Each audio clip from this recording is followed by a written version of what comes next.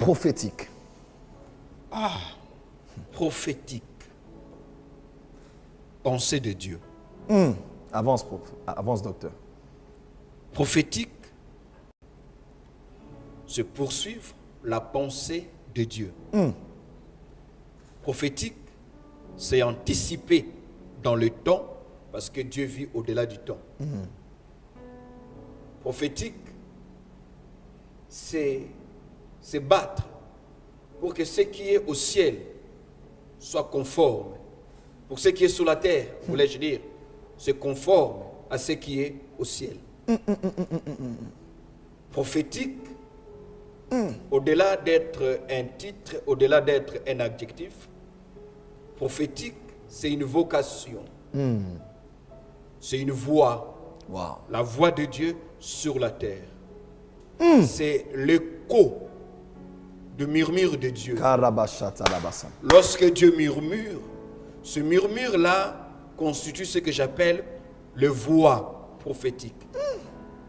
Prophétique, c'est être aveugle à ce qui se passe sur la terre et attentif à ce qui se fait dans le ciel. Oh my God, oh my God. Prophétique, c'est comprendre que les intérêts de Dieu priment sur les intérêts des hommes. Être prophétique, c'est de se rassurer que les antennes que nous plaçons s'alignent dans la direction qu'émettent les ciels. Parce qu'en étant prophétique, il y a risque que vous soyez impopulaire parce que personne ne vous comprend. Mon Dieu. Pour la simple raison que vous êtes trop en avance de ce que les gens voient aujourd'hui. Et vous avez le privilège, en étant prophétique, en étant une église prophétique, en étant une femme prophétique, de voir la fin d'une chose avant son commencement. C'est ça, prophétique. Prophétique, c'est vivre pour Dieu, par Dieu et avec Dieu. Tcha! Prophétique, c'est vivre pour Dieu, par Dieu et avec Dieu. Vous vivez pour les intérêts de Dieu. Mais vous ne pouvez pas prétendre vivre pour les intérêts de Dieu si Dieu ne vous accompagne pas. C'est là où Moïse dit à Dieu, nous ne partirons pas d'ici si toi-même tu ne viens pas avec nous. Oui. Parce que Moïse a compris. Plus vous côtoyez Dieu, plus vous vous rendez compte que Dieu devient plus important que la terre de Canaan. Wow. La seule garantie que vous aurez Canaan n'est pas parce que vous connaissez l'itinéraire de Canaan, mais c'est parce que l'auteur de la promesse est avec vous. Wow. Prophétique, c'est comprendre Oh mon Dieu, qu'on ne peut pas prendre les biens dans la maison du Père et aller prospérer loin de la maison du Père, comme le fils prodigue. En d'autres termes, les richesses du Père ne se consomment que dans la présence du Père.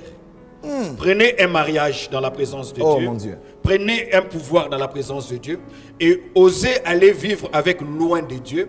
Il disparaîtra. Pourquoi? Parce que les choses de Dieu ne prospèrent que dans la présence de Dieu.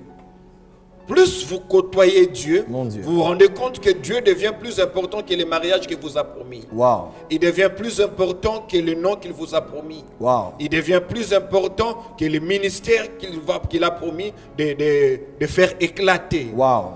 Ceux qui prétendent aller là où Dieu les conduit sans Dieu, c'est certainement parce qu'ils n'ont pas compris que avec Dieu est plus important que pour Dieu.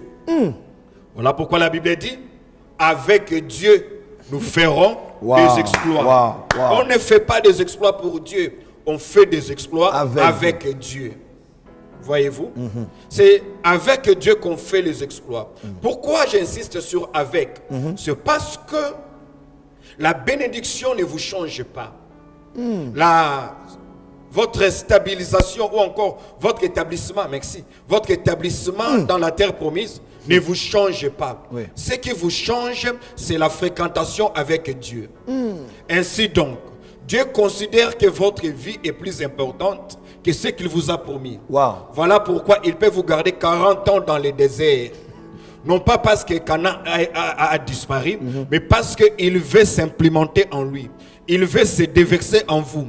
Il veut se reproduire en vous. Kadabash. Et la seule façon pour lui de se reproduire en vous, c'est de vous garder pendant un temps avec lui avant de vous libérer pour lui.